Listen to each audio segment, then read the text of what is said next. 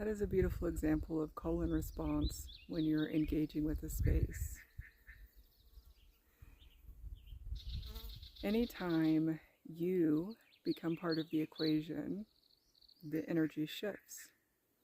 Whether you're in nature or whether you're showing up to a work function or you're attending a family function, your energy has an impact. And the way that you cultivate it, the way that you choose to conduct yourself, matters. So, this video, we are going to talk a little bit further about the term shamanism and the implications of using that term. So, there are certain things in the way that we conduct ourselves that it becomes important to understand paying tribute or homage to where things come from, honoring a lineage, right? And shamanism itself is very unique to the Siberian region. So very, very unique type of landscape, very unique elements of nature. And these conditions led to a practice of the shaman. So the reason that shamanism became so widely spread as an umbrella term is because there was a man who studied different groups of people and wrote about this. He wrote about his findings, and he commented on the similarities that he found across populations and the characteristics that make something shamanic in nature, referencing and honoring that original tradition, deal with using sound, heavily drums in particular, to alter states of consciousness in order to be able to travel to other realms, to seek information and medicine from the spirit realm specifically. The other thing that is important to understand about the shamanic umbrella is that because of its popularity and because of its widespread approach, there have been a lot of issues with people using this term, not being qualified or certified to assist people in these particular ways. Now, the thing is, shamanism isn't meant to be a certification. It is meant to be a way of life, and any type of research that you do in this, which I encourage you to, you will easily find that individuals who are true shamans don't actually choose that life path for themselves in many ways. They go through a series of initiations that vet them in order to be able to hold physical form, to live this life, and move into realms and dimensions that are outside of physical parameters. It's a very harrowing job. It is something that requires a lot of discipline and a lot of skill. That being said, when you follow this path, it is not simply about drumming or using song in order to help people move across different spaces, or even for the practitioner themselves to go to these different locations and collect the information that is needed, have the conversations necessary for things to shift in the physical reality. What is important is understanding the protocols and the relationship for initiating into these different realms. And so this is where we start to understand how there has been a whole string of what we would consider cultural appropriation, right?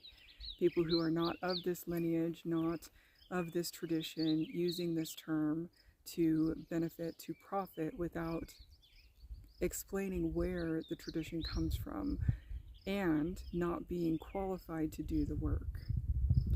So if you take this and you look at what has happened with the ayahuasca journeys and a lot of what is going on in that sector of the world, you'll see that that has been a pretty rampant area for this.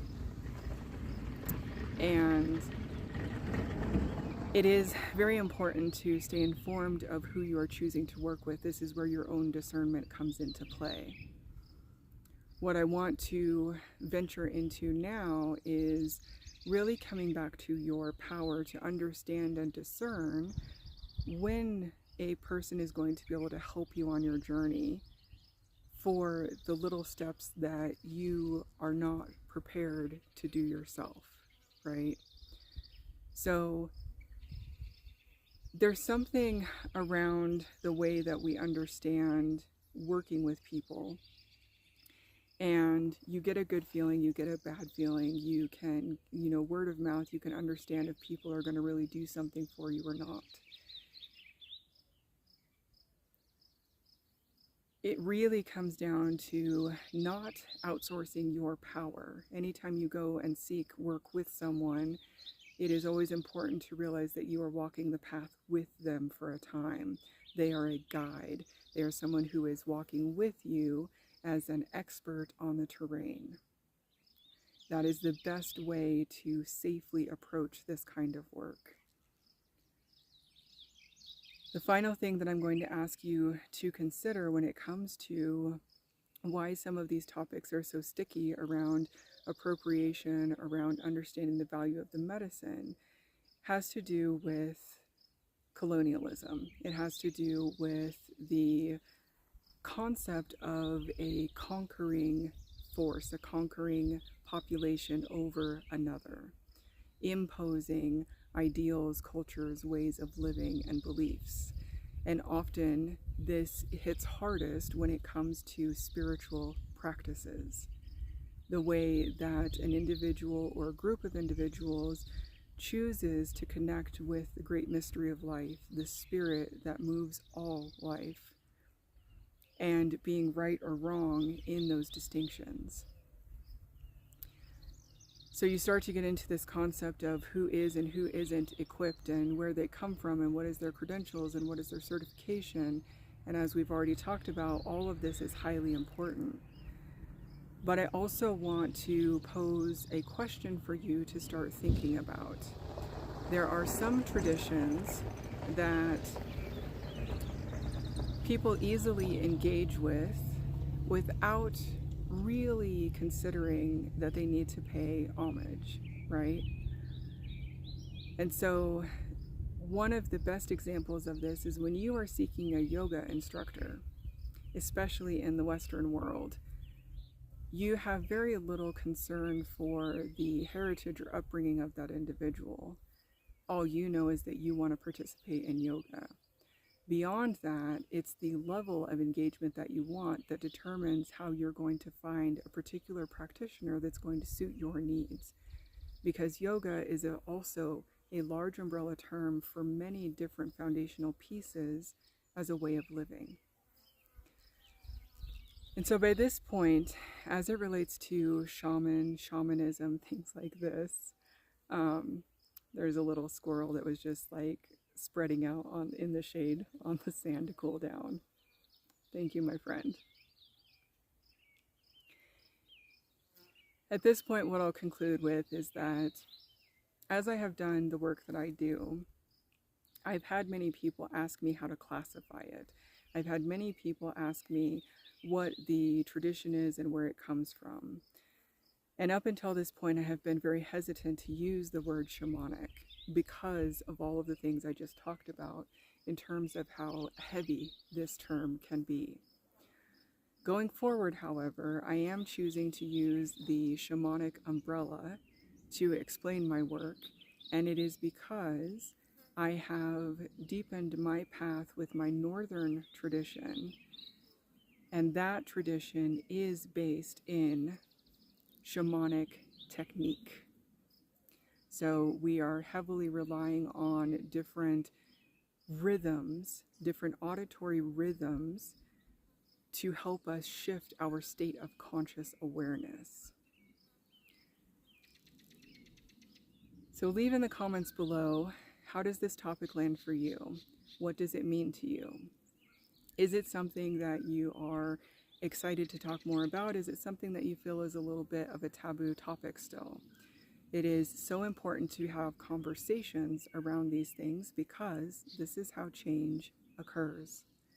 When things are kept in the dark, when they are kept in the secret, the growth that happens is very different than the growth that happens when it is present and in the light, in the open conscious awareness for people to engage with. So I am Jessica Radiance, and this is the Rune Weaver.